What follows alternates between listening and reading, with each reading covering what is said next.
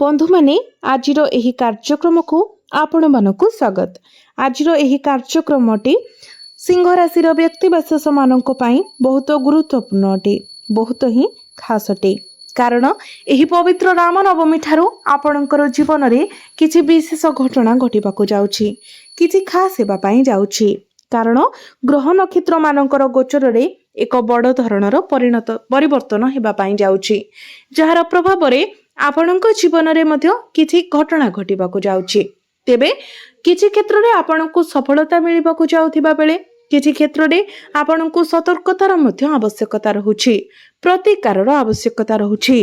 तो बंधु माने आपणकर जीवन रे कोन सबु बड़ घटना घटिबाकू जाउछि से विषय रे जानिबा पई आपण माने भिडियोटी को स्किप न करी शेष पर्यंत निश्चय देखंतु एवं भिडियोटी को लाइक करी चैनल टी को सब्सक्राइब कर दियंतु। कमेंट बॉक्स रे भक्ति एवं श्रद्धार सहित जय श्री राम निश्चय लिखंतु।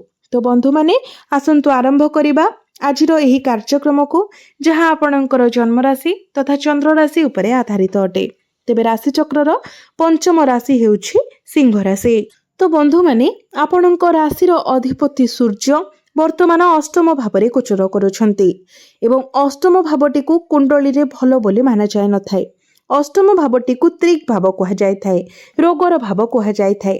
तेबे एप्रिल 13 तारिख पर्यंत सूर्य आपणकर अष्टम भाव रे रहुछंती, किंतु तापरे सूर्य नवम भाव को गोचर करिवे। तेणु एप्रिल 13 तारिख पर्यंत आपणको आपणकर स्वास्थ्य प्रति विशेष ध्यान रखिबार अछि। कारण एही समय आपणकर इम्यूनिटी सिस्टम टिके डाउन रहिबो। तेणु आपण जेते पारिबे बाहर खाद्य को अवॉइड करबा पई चेष्टा करंतु।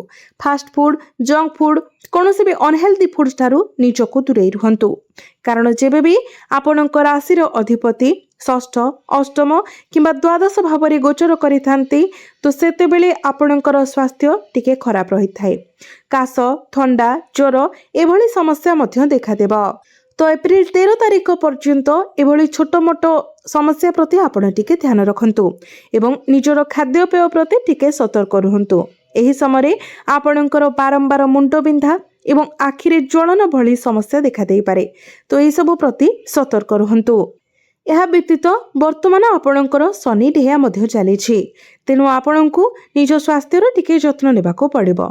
किंतु 13 तारिख परे आपण आपणकर स्वास्थ्य रे उन्नति देखिबाकू पाइबे। शिक्षा क्षेत्र कथा जदि कहिबा तो विद्यार्थी मानकू शिक्षा क्षेत्र रे अनेक सफलता प्राप्ति हेबा पाई जाउछि। कारण आपणकर शिक्षा भावर अधिपति गुरु आपणकर लाभ स्थान रे गोचर करूछंती, अर्थात शिक्षा क्षेत्र रे आपणको लाभ मिलिबाकू जाउछि। आपण आपणकर शिक्षा क्षेत्र रे अनेक उन्नति एवं प्रगति करिबाकू जाउछंती। आपण निजर पाठ पढ़ा रिलेटेड जहाँ भी डिसीजन नेबे सेथिरे आपनको सक्सेस मिलिबो। तो निश्चित भाव में आपण जदि किछि स्टेप नेबा पई चाहुछंती, किछि डिसीजन नेबा पई चाहुछंती, तो निहाती भाव में आपण ताहा नियंतु। जदि आपण किछि एडमिशन नेबा पई चाहुछंती, फॉर्म फिलअप करिबा पई चाहुछंती, तो ताहा आपण करि परिबे। एही समय जदि आपणकर किछि एग्जाम अछि, विशेष करी एही पवित्र रामनवमी परे जदि आपणकर किछि कॉम्पिटिटिव एग्जाम अछि, प्रतियोगितामूलक परीक्षा अच्छी, सरकारी परीक्षा अच्छी, तो से आपको बहुत भल रिजल्ट मिलिबो। आपण केवल निजर पाठ पढ़ारे ध्यान दियंतु। शिक्षा क्षेत्र में आपको बहुत अधिक सफलता मिलिबाकू जाउछि।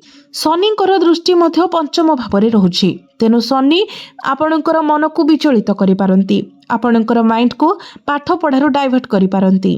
तेनु आपण केवल आपणकर पाठ पढ़ारे फोकस करंतु।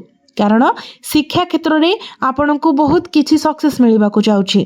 तेणु आपण जेते पारिबे अन्य सब जिनिस ठारू दूरे रही, जेमिति कि ऑनलाइन, मोबाइल, आपणकर फ्रेंडशिप ए सब ठारू अधिक आपण निजर पाठ पढ़ा को गुरुत्व दियंतु। कारण आपणकर कैरियर रे आपनको आगकू जिबार अछि, आपनको आपणकर लक्ष्य पूर्ण करिवार अछि। केवल एही कथा को ध्यान रे रखंतु। प्रेम जीवन कथा जदि कहिबा तो आपणकर पार्टनर टिके जितखोर स्वभावर रही पारंती। सेमानकर स्वभाव रे आपण टिके जिद्दी देखिबाकू पाइबे एवं आपणको ए सब रे एडजस्ट करिबाकू पड़िबो। काहेकि ना शनिकर दृष्टि आपणकर पंचम भाव उपरे रहुछि। पंचम भावटी शिक्षार भाव हेबा सहित आपणकर प्रेम जीवनर मध्य भाव होइथाय। शनिको दृष्टि जोगु ही आपणकर पार्टनरकर स्वभाव टिके जिद्दी स्वभाव रहिबो। किंतु आपणकर प्रेम जीवन भल रहिब कारण गुरु निजर स्वगृह उपरे दृष्टि रखुछंती जहाँफल से आपणकर संपर्क को सुदृढ़ रखिबा पई चेष्टा करिवे। जदि भी आपणक मध्यरे किछि मिसअंडरस्टैंडिंग हुए मिसकम्युनिकेशन हुए तेबे भी सब किछि ठीक होई जिवो। वैवाहिक जीवन कथा जदि कहिबा तो एठारे आपणको आपणकर वैवाहिक जीवन प्रति विशेष ध्यान देबार अछि कारण आपणको वैवाहिक जीवनर अधिपति अर्थात सप्तम भावर अधिपति शनि आपणकर अष्टम भावरे गोचर करुछंती एवं सप्तम भावरे पापी ग्रह राहु गोचर करुछंती। प्रथमे तो राहु हेउछंती पापी ग्रह एवं सप्तम स्थान रे से गोचर करुछंती ता उपरे पुणी शनिकर स्थिति मध्य भल रहु नाही कारण शनि अष्टम स्थान रे खराब स्थिति रे अछंती एवं आपणकर शनि अढ़ई चली तेणु आपणकर वैवाहिक जीवन रे समस्या देखा देब। छोट छोट कथा को लेकिन आपणक मध्य मिसअंडरस्टैंडिंग हेबो भूल बुझामणा हेबो आपणक जीवन साथींकर स्वास्थ्य रे मध्य समस्या देखा देब विशेष करी एलर्जी इन्फेक्शन पेट संबंधी समस्या देखा दे पारे। तो आपण चेष्टा करंतु छोट छोट कथा को बड़ इश्यू न करिबा पई निज भितरे जेते पारिबे अंडरस्टैंडिंग रखंतु एवं निज जीवन साथींकर स्वास्थ्य प्रति आपण ध्यान दियंतु।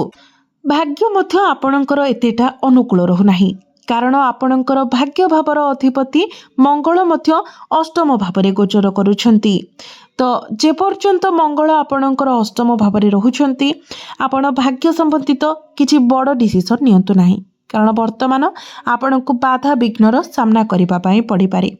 11 मई को मंगल आपणकर नवम भाव को आसीजिबे निजर स्वगृह को आसीजिबे सेतेबेले एहा आपणक पई भल रहिबो अर्थात आपण भाग्य संबंधित जहाँ भी डिसिजन नेबा पई चाहुछंती ताहा आपण 11 मई परे नै पारिबे किंतु गुरु जेहेतु एकादश भावरे आपणकर लाभ स्थान रे अछंती भल स्थिति रे अछंती तो आपण जदि किछि शुभ मांगलिक कार्य करिबा पई चाहुछंती ताहा आपण करि पारिबे। आपणकर क्यारियर कथा जदि कहिबा तो क्यारियर आपणकर बहुत भल रहिबो कारण शुक्रंकर स्थिति बहुत भल रहुछि क्यारियर रे आपणकर पदोन्नति हेबार संभावना रहुछि आपणकर फाइनेंशियल किछि गेन हेबो आपणकर जदि चाकरी नाही तबे आपणको किछि भलो चाकरी मिलिबार संभावना रहुछि किंतु आपणको मध्य निज तरफरु चेष्टा करिबाको पड़िबो। एहा व्यतीत आपणको कार्य क्षेत्र रे मान सम्मान प्राप्ति हेबो आपणको आपणकर लक्ष्य हासिल करिबार पथ बहुत सुगम एवं सहज होइछिबो। क्यारियर रे आपणको किछि बड़ सफलता मिलिबार बहुत अधिक संभावना रहुछि जदि आपण ऑनलाइन जड़ित किछि कार्य करूछंती इंपोर्ट एक्सपोर्ट रो काम करूछंती लुहा सह जड़ित किछि कार्य करूछंती तो एई सब रे आपणको शुभ फल प्राप्ति हेबो। जदि आपण चिकित्सा संबंधी किछि कार्य करूछंती मेडिकल स्टोर किबा औषध व्यवसाय एई सब रे शुभ फल प्राप्ति हेबो। एवं बिजनेस कथा जदि कहबा तो बिजनेस आपणकर एवरेज रहिबो बहुत बेसी भल नुहे किंबा बहुत खराब मध्य नुहे बिजनेस रे आपण मिश्रित फल प्राप्ति करिवे। तो एबे आसंतु जानिबा किछि प्रतिकार विषय रे जे प्रतिकार गुड़िक करिबा द्वारा आपणको अधिक मात्रा रे शुभ फल प्राप्ति हेबो एवं जहाँ अशुभत्व रहउछि से गुड़िक खंडन होइजिवो। तो सेथिपाई आपण प्रत्येक दिन शनिंकर बीज मंत्र 108 थर जप करंतु प्रत्येक दिन हनुमान चालीसा पाठ करंतु एवं प्रत्येक दिन आपण मंगलंकर बीज मंत्र मध्य 108 थर जप करंतु। यह व्यतीत आपण प्रत्येक दिन उदित सूर्य को तंबा पात्र रे जलार्घ्य अर्पण करंतु आपणको अधिक मात्रा रे शुभ फल प्राप्ति हेबो एवं आपणकर भाग्य रे मध्य उन्नति आसीबो। तो बंधु माने आपणकर जीवन मंगलमय हेउ एहा ही ईश्वरंक निकटरे मोर प्रार्थना। धन्यवाद।